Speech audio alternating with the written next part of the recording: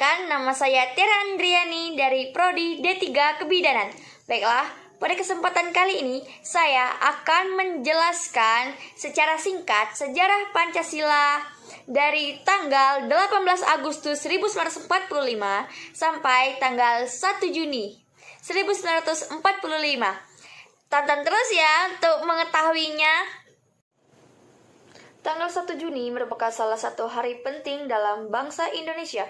Pasalnya, pada tanggal tersebut diperingati sebagai hari lahir Pancasila.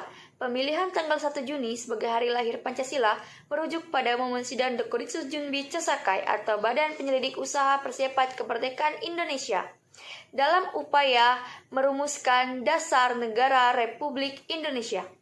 Badan ini menggelar sidang pertamanya pada tanggal 29 Mei 1945. Dalam sidang tersebut, anggota BPUPKI membahas mengenai dasar-dasar Indonesia merdeka. Dalam sidang kedua, BPUPKI Soekarno dalam pidatonya yang bertajuk Lahirnya Pancasila berkesempatan menyampaikan gagasannya mengenai konsep awal Pancasila yang menjadi dasar negara Indonesia tepatnya pada tanggal 1 Juni 1945. Pidato ini awalnya disampaikan oleh Soekarno secara aklamasi tanpa judul dan baru mendapat sebutan lahirnya Pancasila oleh mantan Ketua BPUPKI Dr. Radjiman Wedioningrat dalam kata pengantar buku yang berisi pidato yang kemudian dibukukan oleh BPUPKI. Dalam pidatonya, Soekarno menyampaikan ide serta gagasannya terkait dasar negara Indonesia merdeka yang dinamai Pancasila. Panca artinya 5, sedangkan sila artinya prinsip atau azas.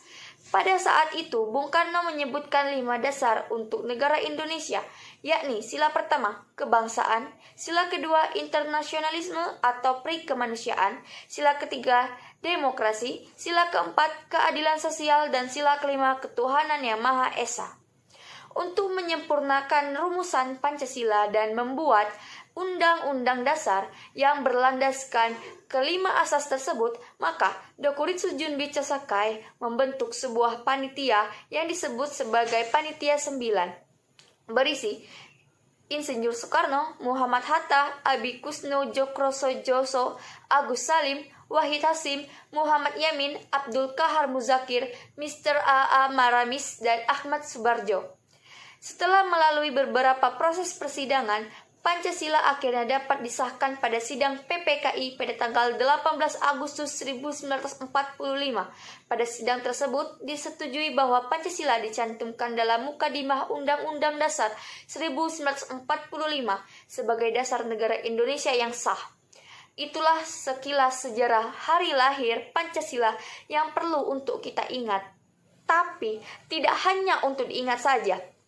Hari lahir Pancasila juga merupakan momen untuk mengenang, menghormati, sekaligus menghargai perjuangan pendiri bangsa dalam merumuskan dasar negara Indonesia.